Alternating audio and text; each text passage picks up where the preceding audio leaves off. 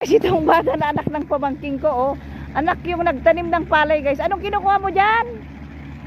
Ha? Tignan nyo, guys, ha. Nakatiyan siya. Lumublob na dyan sa tubig. Oh, tignan nyo. Ang tibay ng katawan niya, oh. Ang aming apo na pala ito, apo. Ayan, oh, lumublob na siya, guys. Oh, dahil nakatihan na raw siya, lumublob na siya. Anak, guys, bali apo ko na ito, oh. Tumingin ka nga dito. Anong pangalan mo? Kita tignan mo, lumublob sa tubig. Ayan, oh. Anong kinukuha mo dyan? Ay, nag-ano siya, guys. Oh, parang di ba kati? Tibay ng katawan niya, oh. Well, tignan mo, lumublob sa ayan, ipag ko, tignan mo siya. Ayan, tignan mo, lumublob na siya sa may tubig.